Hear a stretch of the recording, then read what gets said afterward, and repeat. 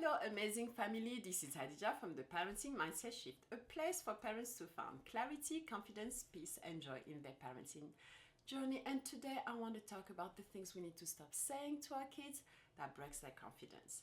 What are those? There's few things that we have we are saying things to them involuntarily and unintentionally, but we are breaking the spirit of our kids. The first one that I'm hearing often is, you're stupid, you're an idiot, you cannot do that, you're not smart enough. Those little things, actually for me it's not little, it's actually huge. It breaks my heart when I hear it, to be honest, because we are not even talking about the behavior, we're talking about the person. So the kids cannot even differentiate about the behavior was not a smart move, but he's thinking he is not smart. He's not capable of being smart. He's not capable of thinking and intelligently. When we do things like that, we break their confidence. Those statements do not motivate the kids to do better. Those statements put them in a shame mode, in a low self-esteem, that they are going to look into their brain and confirm that they are stupid. They are not going to be motivated to be smarter or to work harder or to make more effort. Studies shows that those things are a negative impact in the emotional and academic growth. So when we say that, we are not motivating them. By shaming, guilt, that doesn't motivate anyone. So that's the number one. The second one that we are saying, and of course the list can be long. I'm only putting like few that I'm hearing very often, seeing very often, that I can see that it is part of the list of the studies that shows that it has a negative impact. So let's make sure that we are not doing those things. The second one is, I can do it better. Let me show you the way to do it. It's indicating that the way they did it was not good. And when we do that, when we take the habit of saying, let me show you how you should do it, let me show you how it should be done, we are putting them in a position where now they're just going to wait. And when we don't realize it's later, when they don't do the things we want them to do, we wonder why, because we've been teaching you how to do it all those years. Yeah, but if you keep on correcting because his way was not the correct way, he's going to just give up and wait until mom and dad is telling me what's the correct way.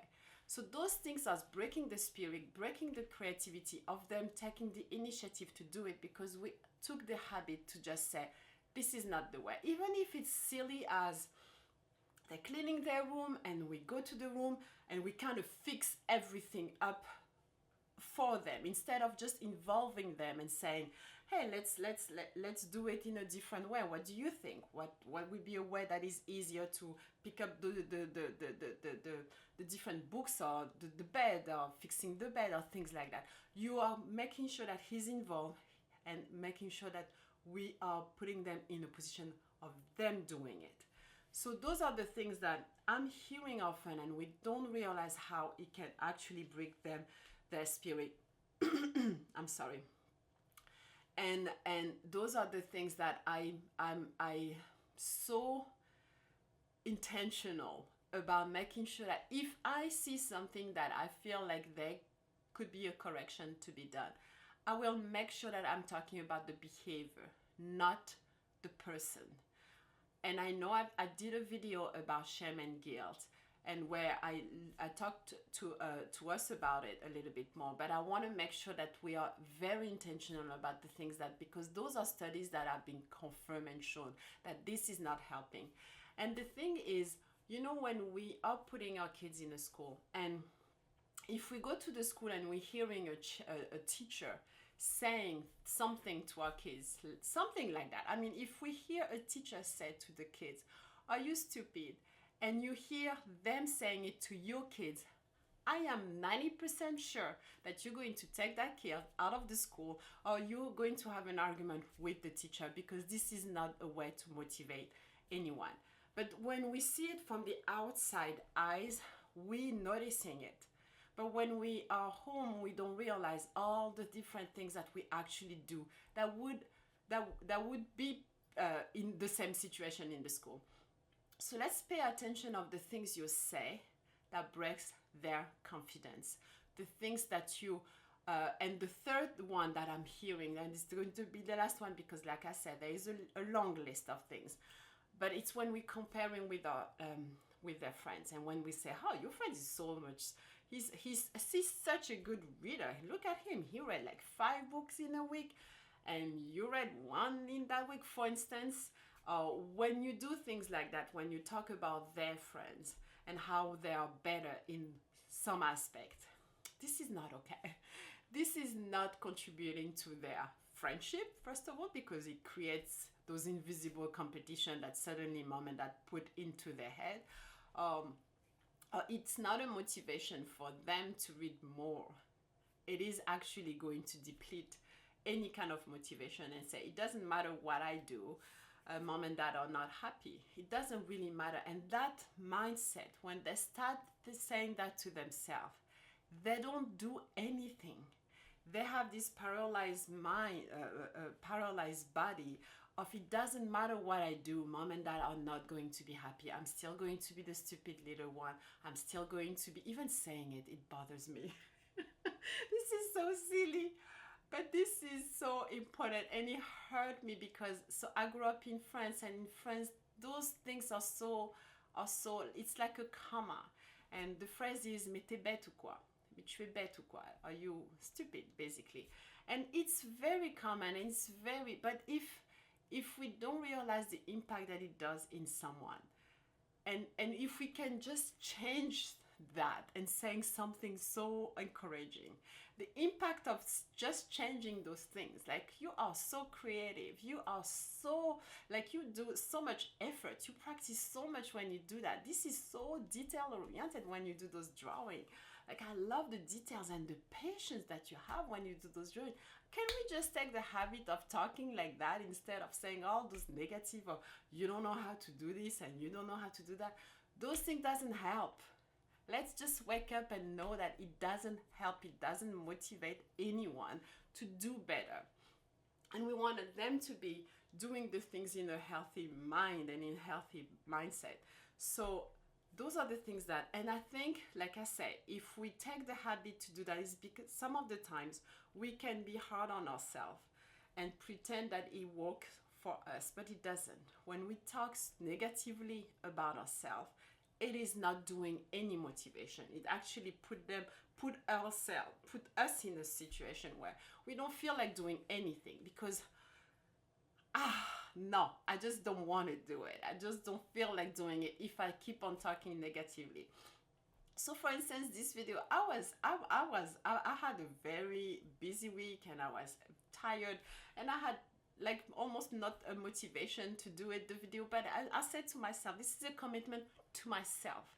I said to myself, I'm posting every Sunday. I'm showing up. And the way I show up for my kids and the way I motivate myself to do the things that I need to do is for me. And if I take the habit of not doing the things I said I'm doing for me, it is going to impact myself and my environment. So it always starts with us. How do we talk to ourselves? And let's take that habit to do that to our children, because we want them to have those self-talk that are positive. We want that pep talk to themselves that is positive. That we want them to hear mom and dad saying, yes, you can do this. Yes, I know you. I trust your effort. I know you can do it. You're creative. You're very detail oriented. And you're doing a lot of effort. You have those imagination, like you think of differently. And all those things that we want them to have that in the back of their mindset. And so yeah, that was pretty much it. Like I'm motivating myself. I'm showing up, and we want to show up for our kids. We want to be there for our kids because we don't want to be the one that break the spirit. We don't want to be the one, you know when we all know that we had that either teacher at school that say that one word that basically crush your dream. Like it can be in drawing. For me, that was I'm not an artist. I cannot draw. There's no way. And then I put that belief in my head that I can't. And then when I'm drawing, I'm like, see, I really can't, right? Instead of just learning and saying to myself that maybe I can, I don't know how to do it yet, but I can learn to do it. And we don't want to be that person that did that to us when we were little. We don't want to be the parents that make our children stop dreaming, stop doing something. If he's passionate about something, if he looks like he's almost too obsessed about something, let's manage this obsession instead of breaking it. Don't let him like you're doing too much of this or you're doing too much of that. When they have a passion for something, let's make sure that we nurture it. Let's make sure that we are showing how they can use that properly instead of saying you're doing too much of it, and then it's discouraging and then they stop doing it, and then we wonder why they don't do things that are like creative, or what they don't, they just sit there and do nothing. What did we do, what did we say, and how we manage our elements that are important. So the way that I do that, like I said, I'm not going to say to myself that I will never say anything negative to my kids or anything that can impact negatively. What we want to know and train ourselves is to be mindful of when we do it and think and reflect of, oh, I actually need to go back and talk about that. So when, instead of them sleeping in the evening with that belief that they are an idiot, you go back to that room and say, I was upset. Mama was upset. I said something that was hurtful and I didn't mean to say that. What I meant to say, if you really want to explain that, was about the behavior, but you don't even need to go there. You just want to make sure that I want you to know that I don't believe that you are an idiot. I actually just said this because I was upset and I was angry and whatever the reason was. You are, and then you correct it. Whatever you want to say to that, to your child at the moment, before they go back to sleep, and your mission in that moment is to make sure they believe it.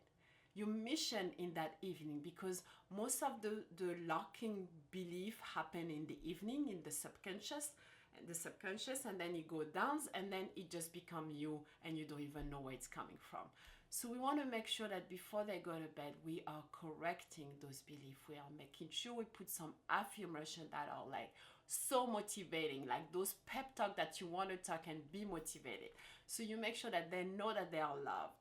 They know that they are smart. They know that they are creative.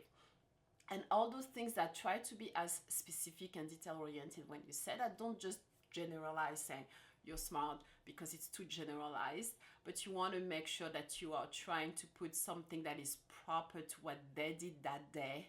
And if it's a drawing, the specificity of it, the color that they chose, the creativity that they did, the condition that they did it, try to find something that is very specific to that day, ideally, so they can connect that and just log that in their brain and sleep like that, which is one of the reasons I think it's very discouraging to yell at your kids before they go to bed, basically. And I know people will say like, yeah, but when are we going to talk about things like that? There is always time to talk about discipline. There is always time to talk about lessons that needs to be learned.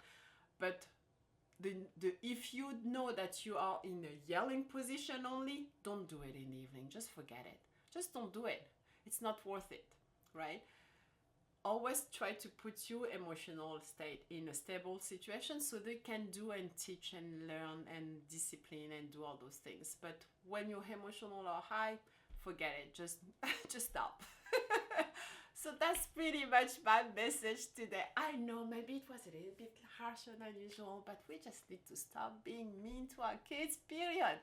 Like seriously. And sometimes we do it and we don't realize the impact it does to our kids.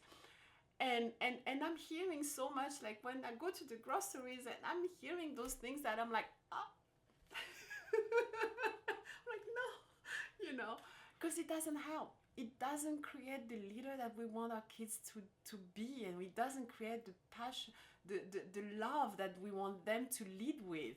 and we want them to lead with a beautiful impact, positive impact, with emotional stability. It doesn't do any of that when you shame them, and it impact their self-esteem. And when their self-esteem is low, they're looking for outside validation, and we don't want that. We want them to be as confident as they can from home, right?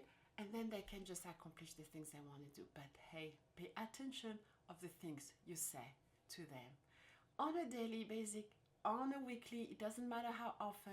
You just try to be intentional in the way. So the Chouette connection tool this week, and I didn't expect it to speak that long. Like I say, it's been a week, and I'm like showing up because I said to myself, I'm doing it for you. I'm here every week, and I'm doing. It's not always easy, but we are doing the hard work.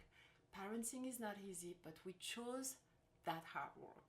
We chose this beautiful gift that we have, and we want to be intentional. So the Chouette connection tool this week is for you to pay attention and be intentional of the words you say, and try to have like write down 5 affirmation that you want to say to your kids daily, every day you want to say those 5 things that are specific to them every day.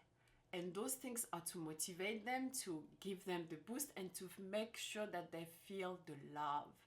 Love is really the solution. And it may sound silly, but I promise you, if you feel loved, if your child feels loved fully, completely, for all, unconditionally, they will be successful, they will be happy, and they will accomplish a lot of things.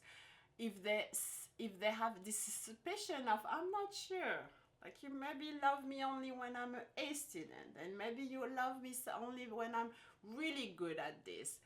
So when they have those little suspicions, like this is where there is this gap that we need to make sure that there is not existent. So now I think I'm going a little bit out of subject, but I mean it's all related anyway.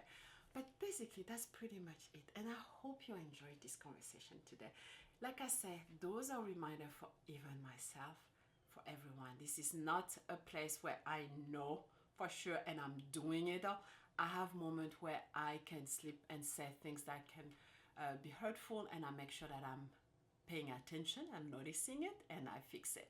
So thank you again, and I will see you next time. Hey, I didn't ask you to subscribe, so hit the subscribe button if you enjoyed this video, and if you are also, you can enjoy the other video that I've been posting different topics, and I hope you enjoyed this one. And just put the comments of the things that you are reminded of not saying to your kids. Maybe you can inspire other parents of remembering what are the things that I'm saying that are breaking their confidence. Thank you very much, and have a good day.